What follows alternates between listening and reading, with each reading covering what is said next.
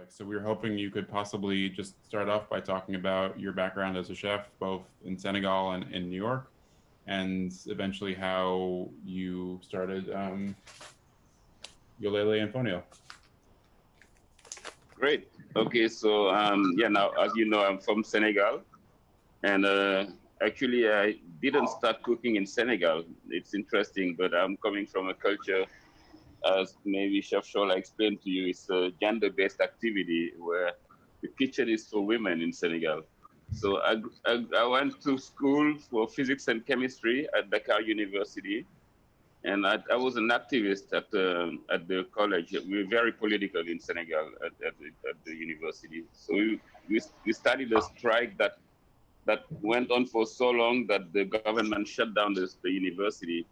And that's how I got a visa to come to the US, really. And I came here with the hope to finish my degrees in physics and chemistry. I was on my way to Ohio and got stuck in New York. That was in the late 80s. I don't know if any of you know what New York looked like at the time, but it was around the crack epidemic and the AIDS epidemic. It was quite a bleak scenario. And the first job that I found was a restaurant job. You know, that restaurant job actually changed everything for me. It was a busboy position. I was broke, and I was like looking for a way to move forward and make it to Ohio. So that busboy position just changed everything in one sense that I realized that in that kitchen there was only guys in that kitchen, and those guys really became my partners, my party buddies, and that's when I really started to, you know, the chef became a friend of mine who asked me to joined the kitchen as a dishwasher. You know, when I wasn't doing busboy jobs, busboy shifts, I was doing dishwashing, and I was hating it. Of course, I was like looking at this as something completely different from what I was set out to become. You know, and but that's really for me at this stage.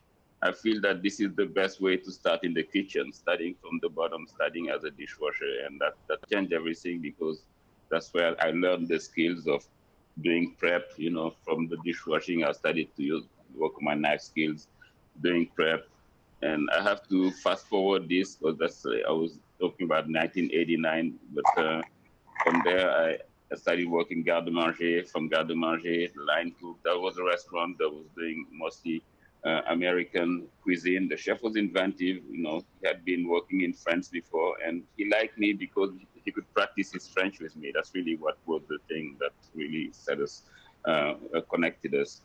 But for me, as I was growing into that kitchen, I started to see the connection between chemistry and food, really, you know, because I was understanding all the reaction that was happening in a way that my other peers wouldn't really, particularly because they didn't have the background that I had. So from that kitchen, I worked from garde manger to line cook, and then left to work into an Italian restaurant in New York still. And that was a whole other set of skills from that Italian restaurant. Moving fast forward, I worked at for French Bistro Jean-Claude in Soho. From Jean-Claude, Boom opened. Boom is a restaurant also in Soho that was really different than from all the other restaurants that I've worked at because they were really interested in ethnic cuisine, global ethnic cuisine. And the chef, Jeffrey Murray, was the chef at the time. He was traveling the world and coming back with very interesting, flavorful recipes. With like fermentation was already then, and talking about like the mid 90s. And that changed everything for me. You know, I grew to that restaurant was very popular, and we opened a new location, and I got promoted to from sous chef to chef de cuisine, and was sent to Miami to open the restaurant in Miami with a mission of actually bringing flavors from Africa. And that's how I started getting recipes from memories, from really was recipes from my childhood, from my mother. You know, I would call my mom and get recipes from her and just add them to the menu as specials. And the reaction was always really encouraging because people were having flavor that they really didn't encounter before. And for me, it became like some sort of a mission. You know, this happened organically, but it became a mission. I was when I returned to New York, I was wondering why this city was called the food capital of the world, and there was not African food, no, not really any African food being present there. So that became a mission, and I gradually started, I started a catering company that was focusing on bringing African flavors. That catering company became a restaurant. My very first restaurant in Brooklyn called Yolele, like my company now. And that was in Bed-Stuy, in an area that no one had seen a sit-down restaurant at the time. It was just the thing I could afford at the time. But it was, quite pioneering, and that changed everything for me. That restaurant was quite well received. We had great reviews, and it inspired my very first cookbook. Because I was writing recipes, all inspired by memory, really. Because, like I said, nothing I had done growing up in Senegal. I wasn't really in the kitchen, but now I started to travel back and spend time with my mothers and my aunts, and went all the way to the village. I was really curious about this cuisine, and I really thought of it as a path forward, because there was so much, in that culinary heritage that was, a well that was really limited, and that really became the foundation. I took that inspiration and adapting it to what I was learning in the kitchen in the US, and that became really my guiding path. So my first cookbook came out, Yolele, in 2009, and it was quite well received. We got the finalist of the Julia Child Award, and that my publisher was quite excited about it. And that's how I set out to write the second cookbook, which is Senegal Modern Recipes from the Source to the Pole. This book now, I wanted it to be a continuation of the first cookbook. And that's why I wanted to tell the story of the source of that cuisine, where that food is coming from. I just didn't want the book to be about, your typical cookbook with the chef just presenting the finished plates, without really connecting those ingredients to its source. So I traveled around the country, meeting those producers, really meeting farmers, meeting, fishermen, and throughout the book you will see it's really like an anthropological work more than a cookbook. You'll see those producers, and they have a voice, and you meet the fisherman, Musa, his name, and he explains to you that he comes from a family of fishermen, and he's giving up on fishing now because of the overfishing that's happening in Senegal, with boats coming from Europe and just like raking the bottom of the ocean. And he's talking about those challenges. So the book becomes political in a sense, and talks about what's actuality, what's happening right now. And we spend time with the south of Senegal, with this woman harvesting rice, the traditional rice that we only see in that region, because Senegal, that was a country colonized by French, we are still exporting our rice from Southeast Asia. It started exporting it from Vietnam, actually, and now we 60 years after independence, we are still doing it, and we look down at our own products, like this local rice that was a rice that actually was brought to the Americas during the Middle Passage. So it's just interesting that rice became popular in America, but we look down at it because the colonial mentality makes us look down at our own products. And rice is one example. So another example, that the topic of the talk today is fonio. That's still when I was writing that cookbook. I went to this most remote area of Senegal called Kédougou, and that's like the poorest area of Senegal, really. And when you arrive there, they greet you with the dish. When they want to honor you, they serve you fonio. Fonio is like a very delicate grain. That's like they've been serving it for generations. It's an ancient grain. It's actually believed to be the oldest cultivated grain in Africa. In Chef Shola's country, it's named as Fat Asha. It's cultivated in the northern part of Nigeria, but it's cultivated throughout the Sahel region of Africa, and the Sahel is that band of arid band that's located south of the Sahara desert. So it's very arid and dry. And that's an area where fonio thrives. Fonio is drought resistant. It's one of the only crops that can grow in that area. So I got very interested in that particular ingredient, and I started doing more research on it. And it turns out fonio is not only very, very nutritious, but it's great for the environment. It's one of the fastest maturing grain. It grows in less than 2 months in some places.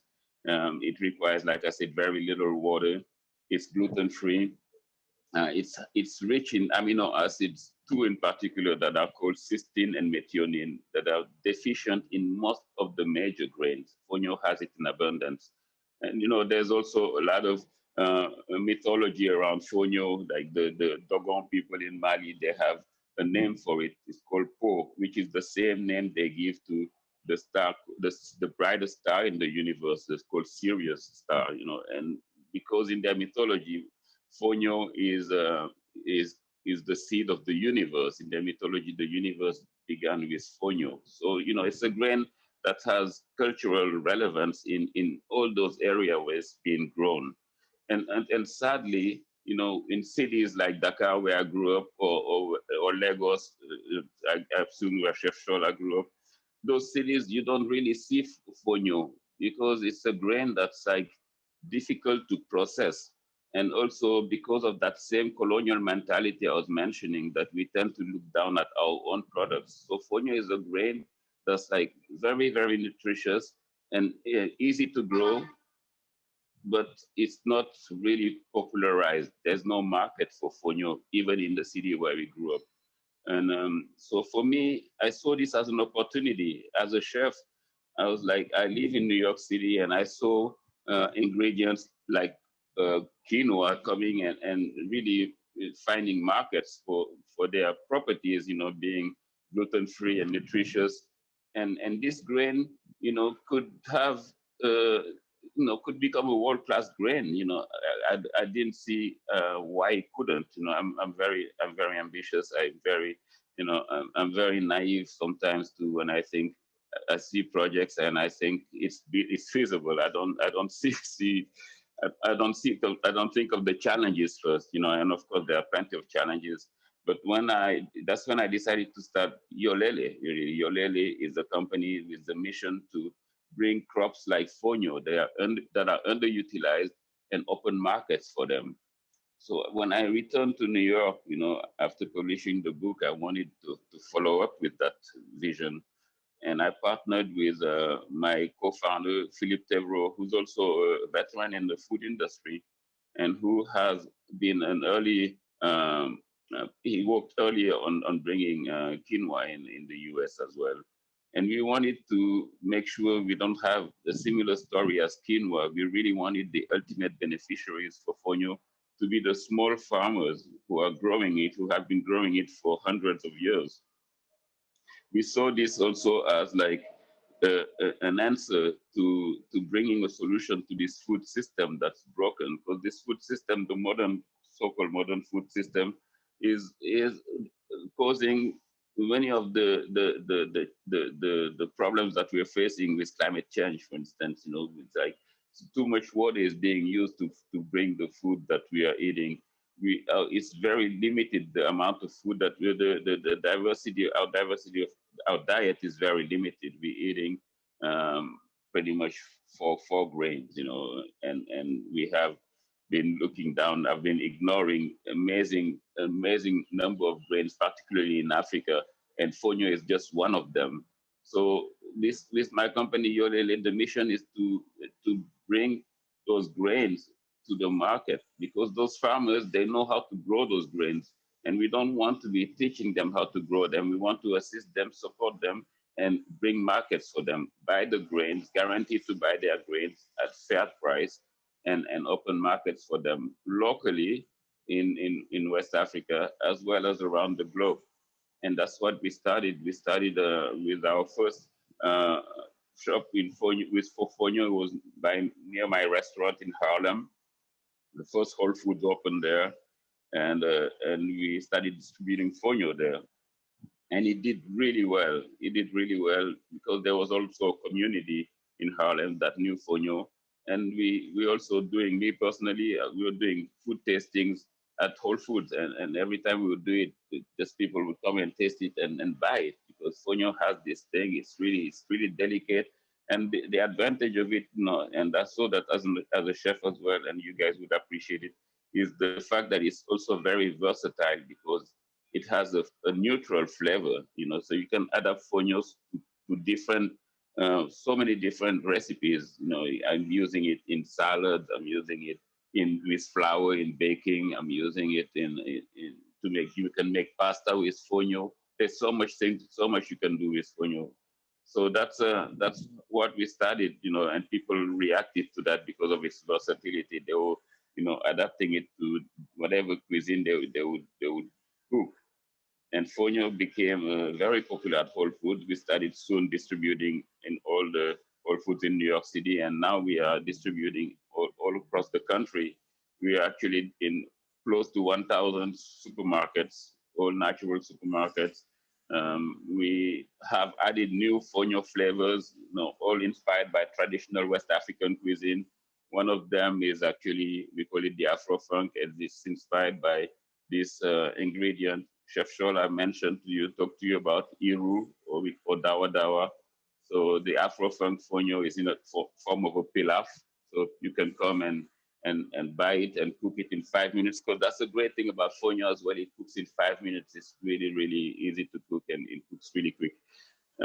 We have also fonio Yasa Pilaf. Yasa is a dish inspired by a Senegalese recipe that has lots of onions, caramelized onions, and lime and chili. So has a very vivid flavor, acidic, and it's like sweetness of the onions and the acidity of the lime, and the heat of the chili.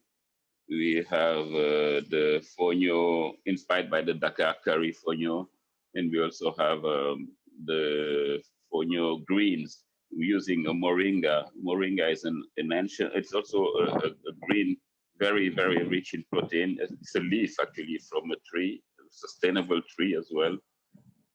So we add this in our fonio greens.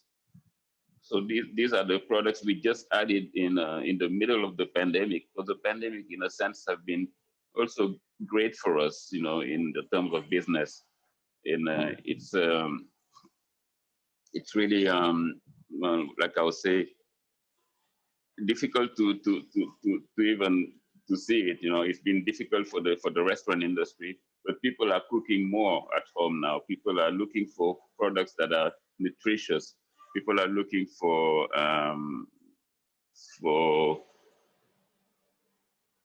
products also that make an impact, and fonio was checking all those boxes, and that's really why we took this pandemic as an opportunity to really accelerate our vision, and that's what that's what that's what we see as with Yolele. We see it as an opportunity to accelerate the vision. The next step for us is to build a mill in Senegal, and that's what we're working on.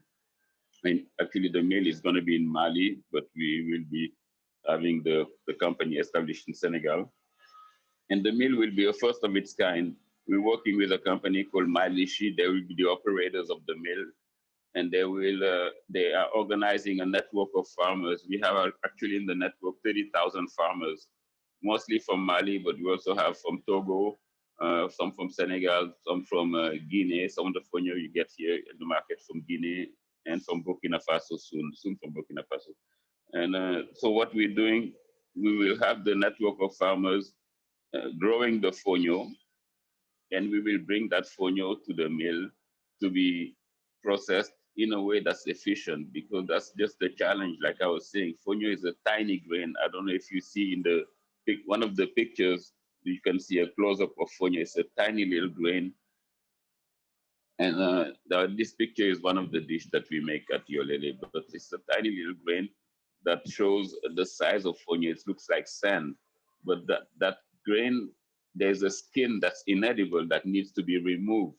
And once the skin is removed, that's when it becomes food. So that skin was taking a very long time to be removed, because traditionally it was done with a mortar and pestle. that was our food processor.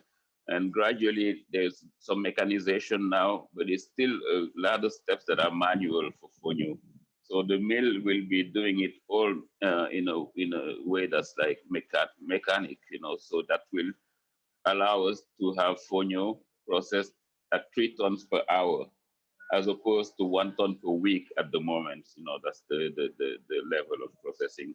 So 3 tons per hour will allow us to not only be able to have quality standard fonio and to distribute locally, and we will be able to even have a lower price of fonio because the processing is taking so long. That's what also makes fonio actually expensive.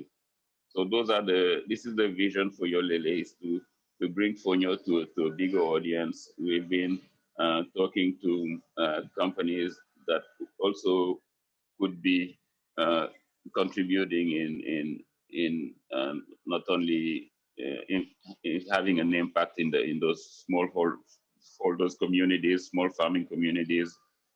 Companies like Unilever and Kellogg's are very interested in the grain right now, and just adding fonio in their products will just bring a tremendous impact. That's the vision for Yolele, is to really bring economic opportunities to the poorest regions in the world, and in doing so, contribute in diversifying our diets around the world by using crops that are nutritious and sustainable and great for the environment. Pretty much that's what we've been doing, and I think I've tried to give you a broad vision. Went all over the place, but if you have any questions, I'm happy to answer them. Thank you. I have one quick question. What's the average size of these farmers that are contributing to the network?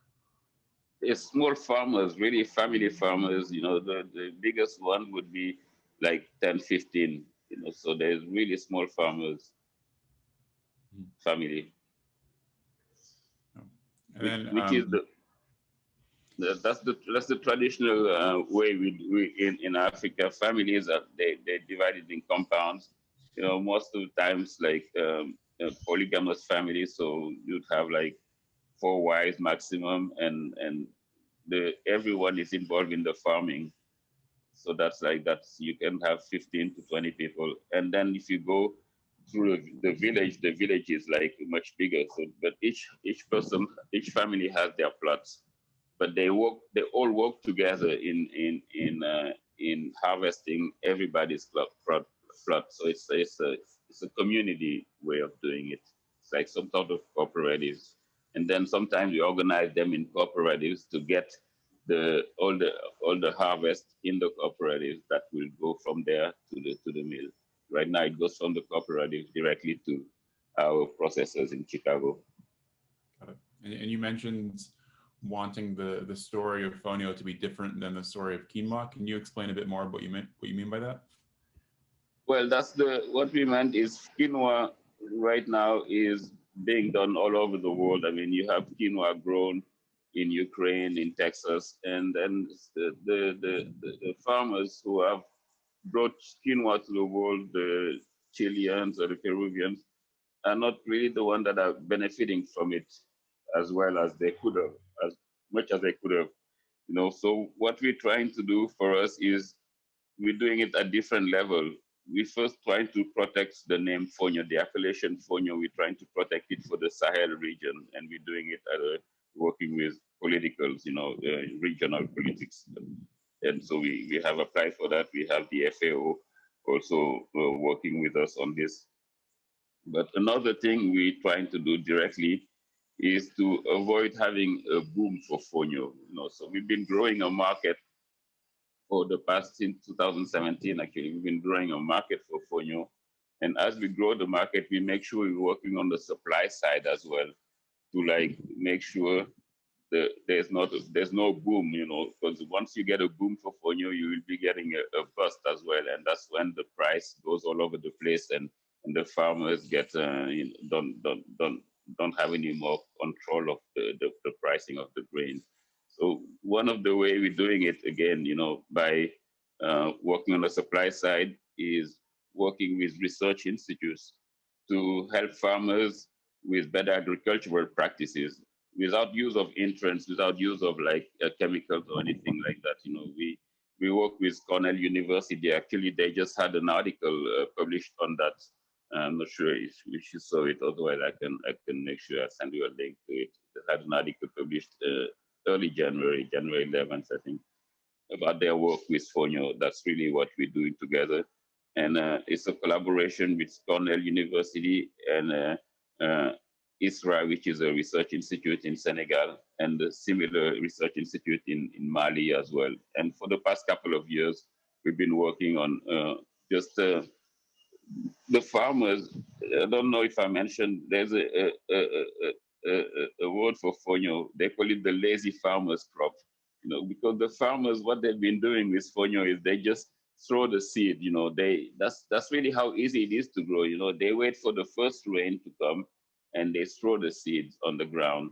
And then, you know, they can just go and sit down because they know that it's going to grow, regardless of how much rain falls or not. You know, that's like grass. And so with the researchers, we've been starting to they starting to show that growing fonio in rows would almost like, you know, would drastically improve the production of fonio. And that's, you know, things like that, you know, and they, you know, there's a picture where you see how the type of equipment they use. They use a hoe because you barely scratch the ground when you grow fonio. You really, like, you know, there's no digging, nothing. It's just really pretty much dispatching the seeds. So those are the, you know, the practices we want to encourage, but, you know, still guide them so that it's improved the productivity of the grain, the production of the grain. So those are one of the things that we are doing with the farmers, and it's still going, improving the seeds as well. So the researchers are doing some work at that level. The most important thing, of course, is the mill, because the mill, like I said, is going to drastically uh, improve the processing aspect. Because processing right now for you, there is pretty much 40% of loss, you know, because it's done manually, and 40% of loss will be completely gone with the mill. So that's already, just because of the efficient processing, you will have like an increase, almost doubling the productivity of fonio because of the mill. So that's without even counting the you know the farmers having a better production by improving their way of practicing farming. So those are different ways to avoid the boom, you know, because the production will be increased with, you know, with the work we're doing at the farms, or the supply side, and with the processing mill.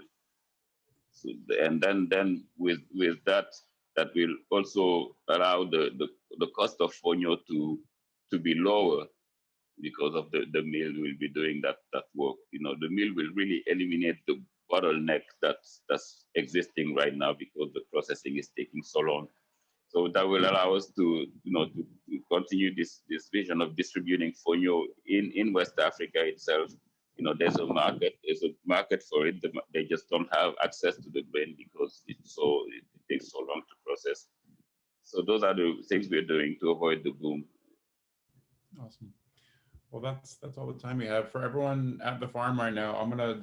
We'll cook some of this so everyone can try it, and maybe we have some other flavors we can try. But Chef, thank you so much for joining us. That was really great. And Thank you. got a bunch of fans out in Westchester, so enjoy the rest of your time in Hawaii. Thank you. I appreciate it. Take care. Bye.